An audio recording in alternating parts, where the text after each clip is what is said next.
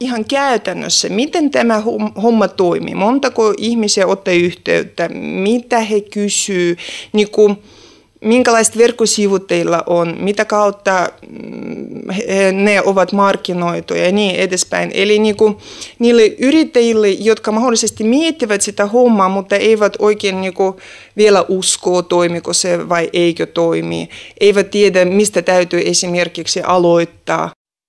No mun täytyy sanoa, että koska meidän omat nettisivut tosiaan ovat olleet toiminnassa vasta muutaman kuukauden itse asiassa, niin siihen nähden, minkä ajan ne ovat olleet toiminnassa, niin ne ovat tavoittaneet asiakkaat jo erittäin hyvin.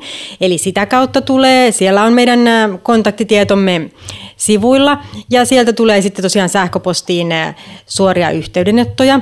Mutta toinen sitten semmoinen, mikä on oikeastaan tällä hetkellä ihan ykköskohde, mihin niitä kysymyksiä tulee ja yhteydenottoja, niin on tosiaan se jo aiemmin mainitsemani Ähtärin matkailuportaali. Eli se on nyt ollut toiminnassa jo reilun vuoden ja se on vakiinnuttanut asemansa niin mahtavasti ja se on niin hyvin hakukoneoptimoitu, että sieltä tosiaan tulee, voi sanoa, että jos päivässä tulee 230 yhteydenottoa, niin niistä sanotaan jopa kolmannes, eli noin 10 yhteydenottoa päivässä saattaa tulla Ähtärin portaalin kautta. Sitten loppuosa jakautuu niin, että ehkä toiset 10 sähköpostitse, 1 tai 2 päivässä kontakten kautta, eli tämä on sosiaalinen media Venäjällä, vastaa Suomen tai tätä länsimaisen maailman Facebookia. Ja sitten tosiaan myöskin Skypen kautta sitten tulee meillä on siellä myöskin tunnukset ja yhtiökumppanini aika lailla hoitaa sit sitä puolta, että sieltä tulee myöskin hyvin paljon, se on varmaan joku 5-6 yhteydenottoa päivittäin.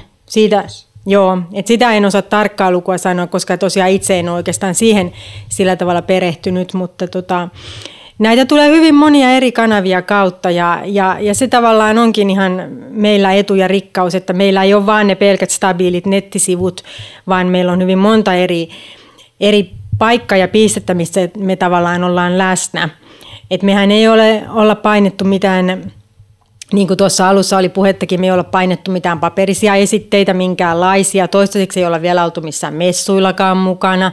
Et meidän kaikki mediat, joita käytämme tällä hetkellä, ovat näitä sähköisiä medioita ja viestimiä.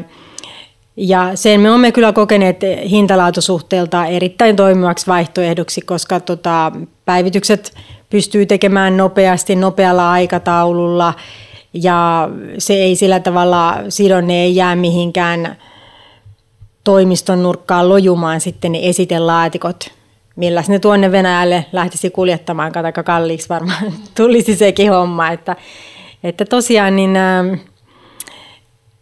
tällä hetkellä tuntuu ainakin, että ollaan löydetty semmoinen melko lailla toimiva ratkaisu tähän nettimarkkinointiin. Niin, eli sä sanoit, että ne ottaa yhteyttä ne sähköpostitse ja puhelimitse ja Skypen kautta ne matkailijat, mutta siis minä en varmaan alussa valehtellut, että teillä ei ollut valmista asiakasrekisteriä eikä sellaisia kanta-asiakkaita. Eli ne kaikki, jotka nyt teille tulee, ne tulee nimenomaan sivustojen kautta, että siellä on teidän puhelinnumero ja sähköpostiosoite ja Skype, eikö niin?